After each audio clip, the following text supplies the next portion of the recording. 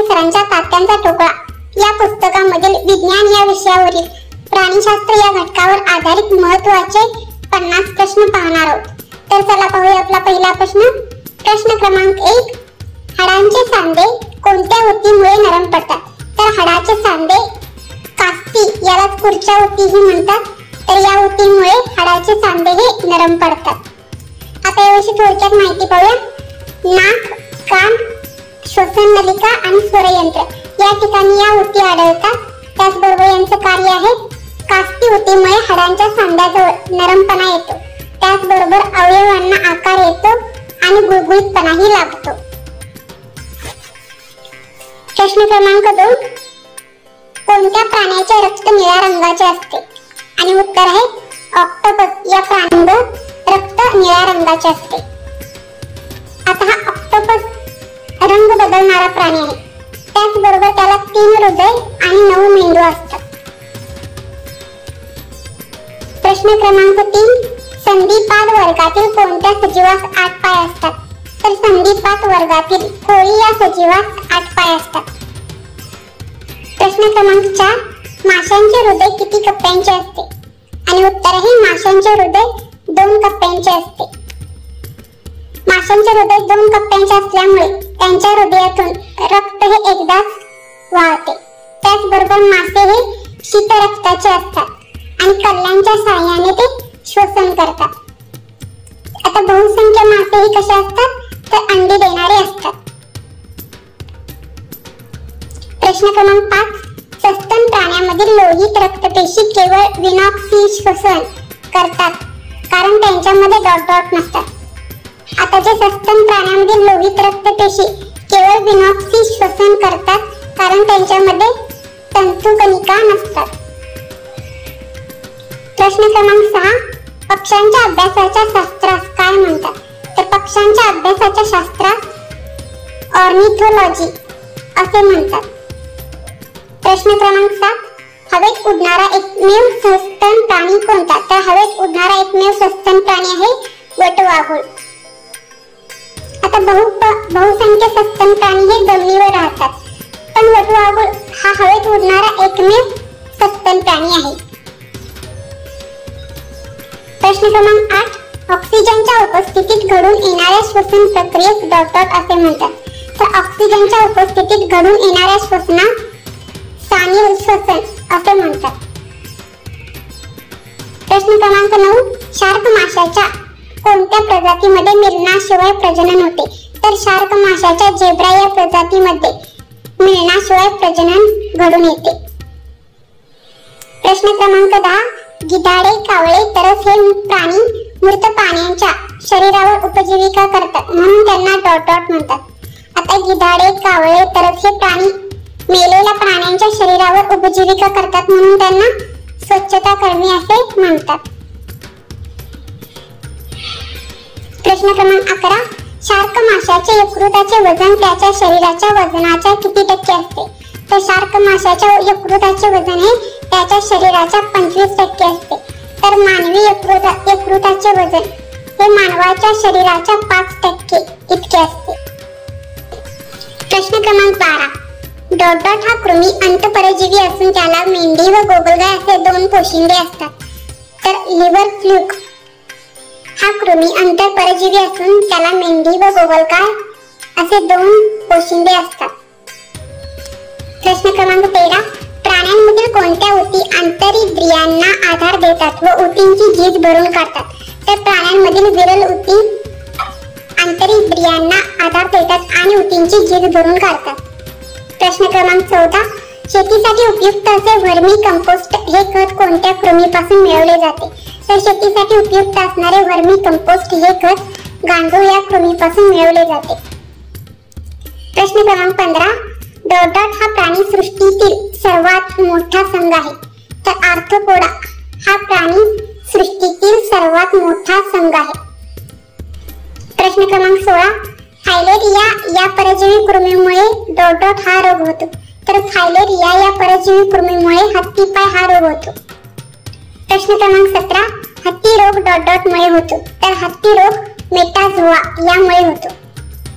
प्रश्न क्रमांक 18, प्रदूषित जमीन व पाणी यामधील हायड्रोकार्बन व तेले ही प्रदूषके वेगळी करण्यासाठी कोणत्या जीवाणूंचा वापर केला जातो? तर प्रदूषित जमीन व पाणी यामधील हायड्रोकार्बन व तेले ही प्रदूषके वेगळी करण्यासाठी स्यूडोमोनास या जीवाणूचा वापर केला जातो.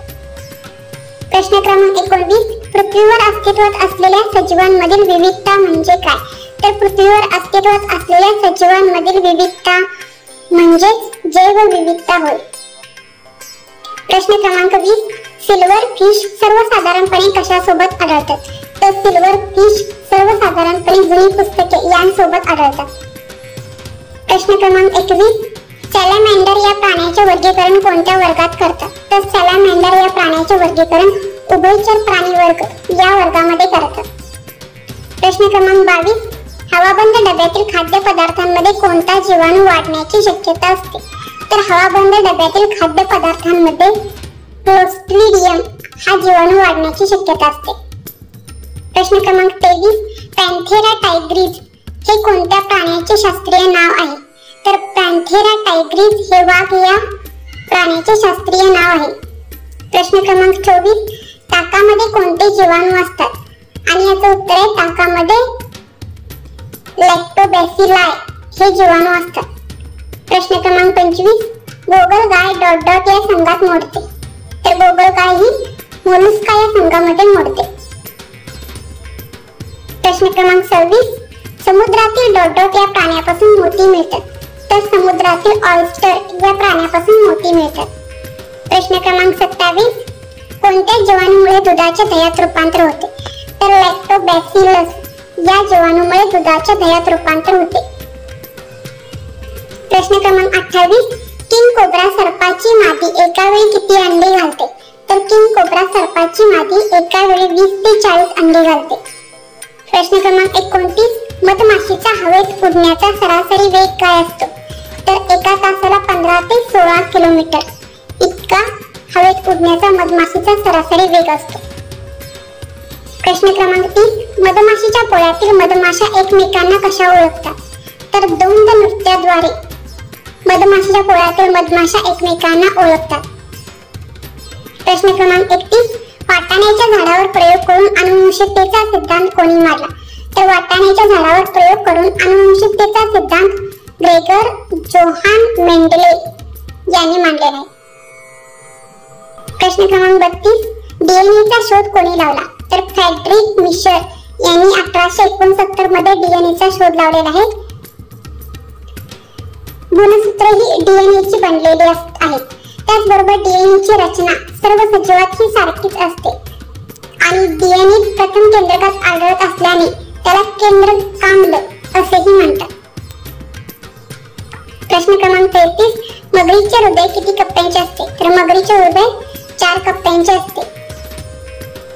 प्रश्न क्रमांक 34. पृथ्वीवरील सागर जलाशयातील सर्वात मोठा सस्तन प्राणी कोणता? तर पृथ्वीवरील सागर जलाशयातील सर्वात मोठा सस्तन प्राणी आहे निळसर देव मासा. त्याला ब्लू व्हेल असेही म्हणतात. आता या ब्लू व्हेलचे आकारमान आहे 100 फूट लांब. 31 हातींचे एकत्रित वजन केल्यानंतर एका निळसर देव मासाचे किंवा ब्लू व्हेल मासाचे वजन होते. प्रश्न क्रमांक 35. पाण्यात राहणारे पण मासे नसणारे सस्तन प्राणी कोणते? तर ते आहेत डॉल्फिन आणि व्हेल, म्हणजे त्याला आपण देव मासाही म्हणतात. हे पाण्यात राहतात पण हे सस्तन प्राणी नाहीत. प्रश्न क्रमांक 36.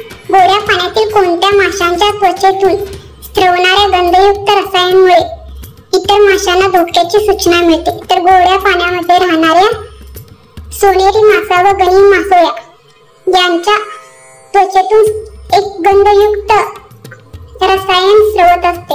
यामुळे इतर माशांना धोक्याची सूचना मिळत असते. पण ह्या ज्या गोष्टींमुळे म्हणजे त्यांच्या जे त्वचेतून स्रवणारा जो गंधयुक्त रसायन आहे या वासामुळे काय होतं तर शार्क मासा हा त्यांच्याकडे आकर्षित होतो आणि त्यांना पकडतो. प्रश्न क्रमांक 37. उत्क्रांतीवादाचा सिद्धांत कोणी मांडला? तर चार्ल्स डार्विन यांनी उत्क्रांतीवादाचा सिद्धांत मांडलेला आहे. प्रश्न क्रमांक 38. स्टार्च फळांचे रस मेपल सिरप यांचे किण्वन करून काय बनवले जाते?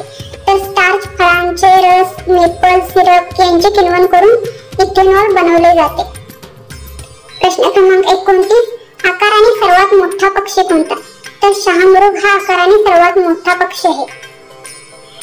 प्रश्न क्रमांक 40. 1831 साली सजीवांच्या पेशीतील केंद्रकाचे अस्तित्व सर्वप्रथम कोणी सिद्ध केले? तर 1831 साली सजीवांच्या पेशींतील केंद्रकाचे अस्तित्व सर्वप्रथम रॉबर्ट ग्राउंट यांनी सिद्ध केले. प्रश्न क्रमांक 41. नौदल शिपवर्म किंवा तुरू म्हणून कोणास ओळखतात? तर नौदल शिपवर्म किंवा तुरू म्हणून टेरिडो नॅव्हॅलिस यास ओळखतात. प्रश्न क्रमांक 42. शरीरावर असणाऱ्या दोन पार्श्वरेषांमधील ज्ञानेंद्रियांमुळे माशांना कशाचा फरक जाणवतो?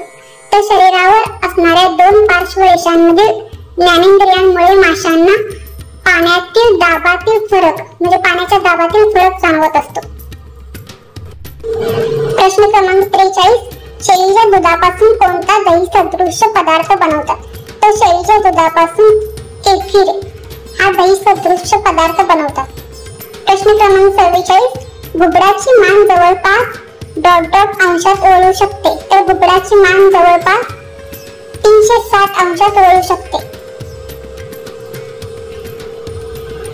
प्रश्न क्रमांक 45. गर्भाशयात कोणता अवयव भ्रूणास अन्न पुरवठा करतो? तर गर्भामध्ये अपरा म्हणजेच त्याला प्लेसेंटा असेही म्हणतात. तर हा अवयव भ्रूणास अन्न पुरवठा करत असतो. प्रश्न क्रमांक 46. समपृष्ठवंशीय प्राण्यामध्ये सर्वात मोठा समूह कोणता? तर समपृष्ठवंशीय प्राण्यामध्ये सर्वात मोठा समूह आहे अस्थिमत्स्य. प्रश्न क्रमांक 47. समुद्र गायींचे भारतातील पहिले संवर्धन क्षेत्र म्हणून कोणते क्षेत्र राखीव ठेवले आहे?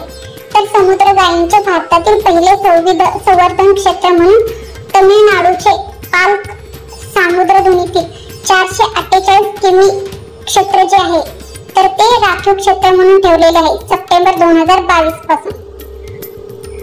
प्रश्न क्रमांक 48. आकाराने सर्वात मोठे वटवाघूळ कोणते? तर फ्लाइंग फॉक्स हे आकाराने सर्वात मोठे वटवाघूळ आहे. प्रश्न क्रमांक 49. सफरचंदाचे किण्वन करून काय बनवले जाते? तर सफरचंदाचे किण्वन करून सिगार बनवले जाते. आणि आजचा आपला शेवटचा प्रश्न आहे प्रश्न क्रमांक 50. पाण्यात व जमिनीवर अशा दोन्ही ठिकाणी राहणाऱ्या समपृष्ठरज्जू प्राण्यांना काय म्हणतात? तर त्यांना उभयचर प्राणी असे म्हणतात. तर धन्यवाद मित्रांनो. जर हा व्हिडिओ तुम्हाला आवडला असेल तर माझ्या चॅनलला लाईक करा, शेअर करा आणि सबस्क्राईब करा. धन्यवाद.